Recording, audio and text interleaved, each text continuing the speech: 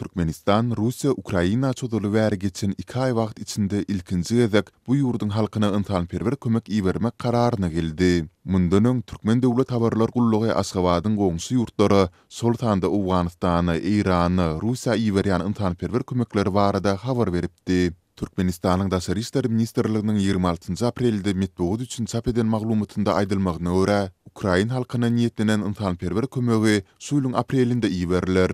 Emma habarda Ukrainada barýan ýykynçylykly urus ýurdun halkynyň çekýän agyr diýany agdalmaýar. Şeýlede Russiýanyň batyp alyjy güýçleriniň Ukrainadaky agresiýasyna baha berilmeýär. Şol bir wagtda ministrlik bu kömegiň türkmen halkynyň yntanperwerlik täpleri esasynda iýeriljekdigini belleýär.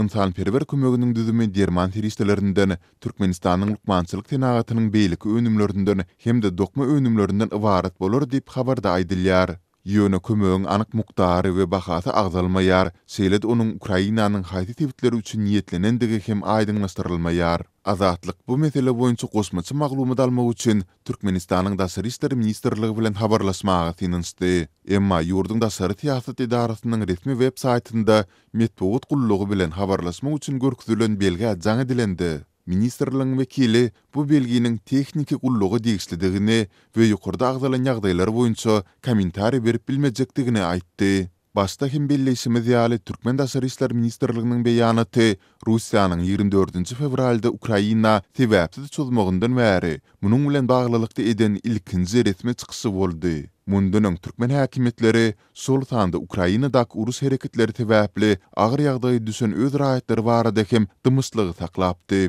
Aşgabat Russiýanyň Ukrainadaky agresiýasyny ýazgyrmak boýunça BMG derejesinde gurulan ses berisliklere gatnaşmady. Ukrainada barýan urus barada öz ýylatyna maglumat bermeýär we şu ağırlykda tinçileriň pikirine görä Russiýa bilen aradaky däp bolan gatnaşyklaryny hasta ýygzymlaşdyrmaga çalışýany meňzeýär.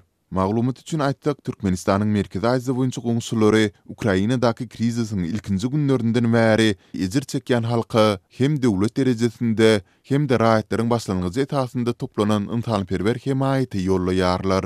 Mysal üçin Gazagystan martyň başynda Ukraina üçin 82 tonnalyk bahasy 2,12 milyon dollardan hem geçýän däri derman ýollaýandygyny eglan etdi. 8 aprelde bolsa Ukraina Özbekistanyň uradan 34 tonnalyk esasan derman we ilkinji kömek terişdelerinden şeýle-de adykdan ibaret kömegi gelip gowuşdy. Kırgız aktivistleri ýurdun adaty raýatlarynyň Ukrainanyň ejir çekýän halkyny öz hasaplaryna pul toplaýandyklaryny aýdarlar.